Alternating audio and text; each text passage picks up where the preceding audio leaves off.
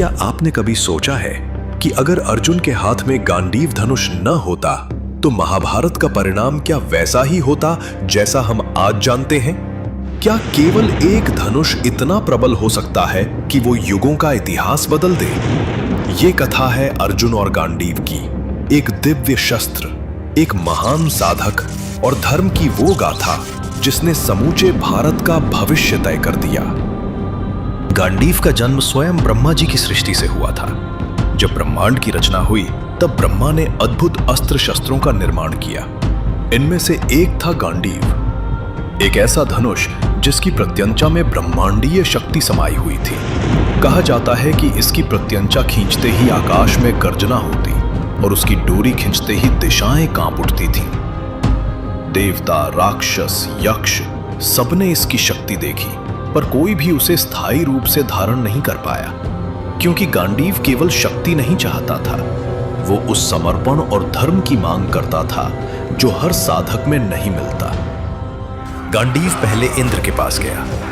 इंद्र ने इसे असुरों से युद्ध में प्रयोग किया, परंतु कुछ समय बाद इसे वरुण को सौंप दिया। वरुण ने इसे अपनी गहराइयों में सुरक्षित रखा। कहा जाता है कि हजारों वर्षों तक यह समुद्र की तह में सोया रहा। फिर अग्निदेव ने वरुण से यह मांगा ताकि खांडव वन को भस्म कर सके। वरुण ने कहा, यह धनुष किसी साधारण के लिए नहीं, इसे केवल वही धारण कर सकता है जो धर्म के लिए लड़ता हो। इसीलिए अग्नि ने इसे आगे बढ़ाने का वचन दिया और इसकी प्रतीक्षा पूरी हुई तब जब अर्जुन का जन्म हुआ। धरती पर उस योग्य साधक का जन्म हुआ, अर्जुन, पांडवों के मध्य पुत्र, द्रोणाचार्य के प्रिय शिष्य और इंद्र का अंश रूप। बचपन से ही अर्जुन की एकाग्रता और साधना अलग दिखी। गुरु द्रोण के समक्ष जब अन्य राजकुमारों ने लक्ष्य भेदने की परीक्षा दी, तब अर्जुन की दृष्टि केवल चिड़िया की आंख तक केंद्रित रही। उस एकाग्रता ने देवताओं का ध्यान खींचा और भविष्यवाणी हुई कि ये बालक काल के पथिकों में सर्वश्रेष्ठ बनेगा। परंतु देवताओं ने देखा कि केवल कौशल ही पर्याप्त नहीं, इसलिए एक लंबा क्रम शुरू हुआ। परीक्षाएं, तप और संघर्ष। अर्जुन ने हिमालय में कठोर तप किया, भक्ति और ध्यान से अपने अंदर की कमजोरी को परखा। कहते हैं कि अनेक रातें उन्होंने शून्य में बैठकर बिताई, तब जाकर उनकी आत्मा युद्ध और धर्म की तैयारी में पक्की हुई। इसी बीच खांडव वन का प्रसंग आया। अग्निदेव की ज्वाला को शांत करना आवश्यक था, परंतु इंद्र ने उस वन की रक्षा का वचन दिया था। अग्नि अकेला असमर्थ था, उसे चाहिए था एक ऐसा योद्धा जो मानव और दिव्य के बीच खड़े होकर संतुलन बना सके। वरुण और अन्य देवों ने मिलकर अर्जुन की परीक्षा ली और अंततः गांडीव उसे सौंप दिया। साथ में मिली अक्षय तर्कश, जिसके बाण कभी खत्म ना होते।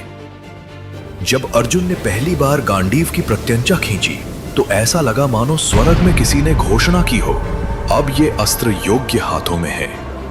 खांडव दहन के समय अर्जुन और कृष्ण ने मिलकर इंद्र के वज्र और बरसती वर्षा को परास्त किया। अर्जुन की बाण बरसात ने नागों और गंधर्वों की सेना को पीछे धकेल दिया। उस दिन अर्जुन ने समझा कि गांडीव सिर्फ हथियार नहीं बल्कि धर्म की शक्ति है। गांडीव अर्जुन के साथ चलते हुए अनेक घटनाओं में निर्णायक बना। उन्हें पाशुपतास्त्र भी मिला, शिव की कृपा, जो उनके साहस और समर्पण का प्रतीक था।